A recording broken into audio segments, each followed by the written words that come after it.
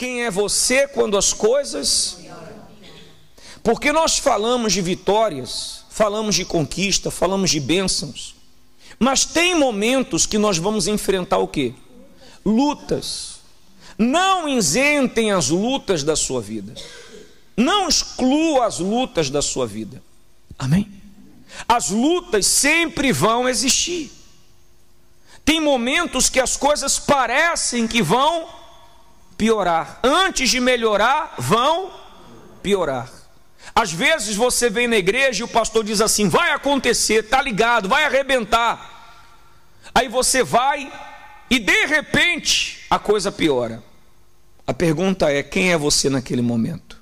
Você vai ser aquela pessoa que vai murmurar, vai reclamar? Você vai ser aquela pessoa que vai desanimar? Olha o que aconteceu na palavra de Deus. Mandaram-lhe, pois, suas irmãs dizer: Senhor, eis que está enfermo aquele que tu amas. Então você conhece essa história.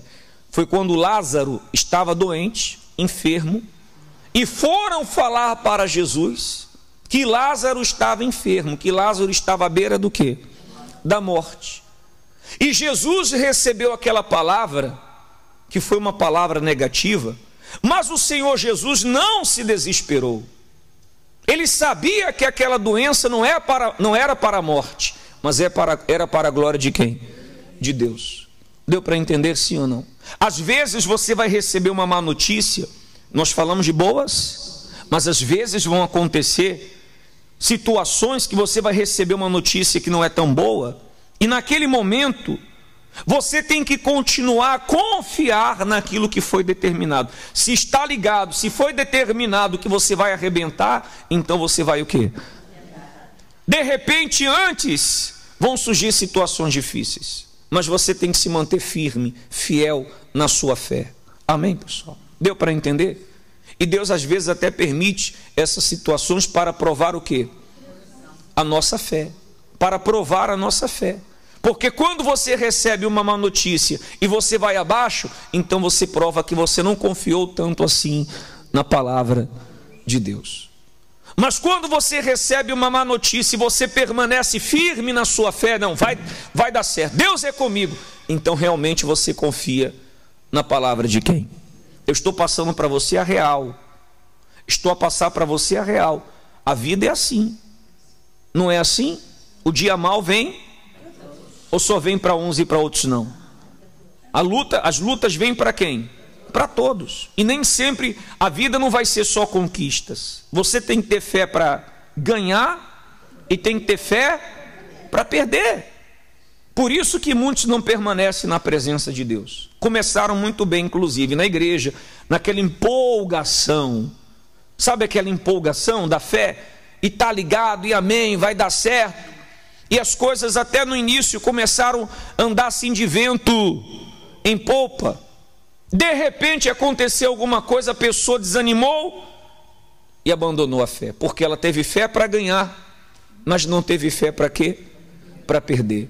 Você tem que ter fé para ganhar e tem que ter fé para perder. Porque quando a pessoa tem fé para perder, ela perdeu, mas ela continua confiando que vai dar certo. Pegou o espírito? Perceberam? Vamos ao segundo ponto. Não é nosso tempo, e sim o quê? Vem o texto. E Jesus, ouvindo isto, disse: esta enfermidade não é para a morte, mas para a glória de Deus, para que o Filho de Deus seja o quê? Porque eles queriam que Jesus fosse logo. Venha, mestre, venha para curar Lázaro, venha, aquele a quem tu amas está enfermo. Jesus não foi logo. Se você ler o texto, Jesus ainda esperou um tempo. E ele disse: olha, essa doença não é para a morte, é para a glória de Deus.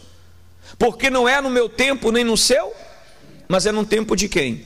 Às vezes nós queremos conquistar e queremos tudo o quê? Rápido. Queremos tudo rápido com Deus. A pessoa quer tudo rápido. Ela quer ser abençoada rápido, ela quer conquistar rápido. Só que existe um processo. Por isso que nós falamos da perseverança. Amém? Às vezes a pessoa começa até muito bem uma corrente, um propósito. Por exemplo, vou dar um exemplo, a porta. Estamos no propósito das portas. Então ela começou muito bem. Primeiro domingo, segundo domingo, terceiro, daqui a pouco o quarto já falta. Ela não viu logo o resultado, depois no terceiro já falta. Por quê? Porque ela quer tudo o quê? Rápido. Mas não é no meu tempo, nem no seu tempo. As coisas vão acontecer gradativamente. No tempo de quem? No tempo de Deus. Você pegaria 1.000 euros e daria na mão de um miúdo de 5 anos? Por que não?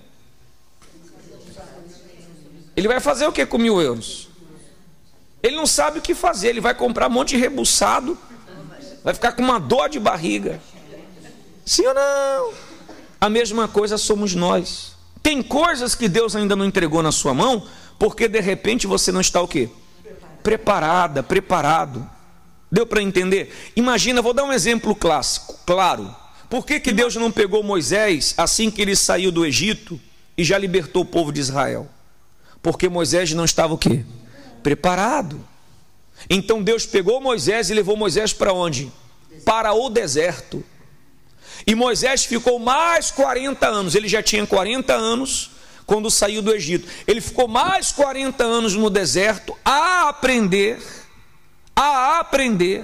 como sobreviver no deserto, porque quando ele tirou o povo de Israel do Egito, ele teve que passar mais 40 anos, mas agora ele já estava, digamos assim, treinado. Deu para entender? Sim ou não?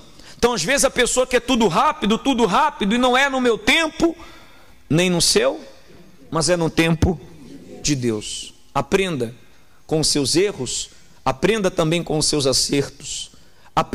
Aproveita os desertos, as lutas, para que você venha aprender, tirar aprendizados práticos para lá na frente Deus colocar algo grande. Aonde? Na sua mão. Amém? Vamos lá. Quem é da fé vai para cima. Quer dizer, quem é da fé não foge. Olha o que aconteceu. Assim falou,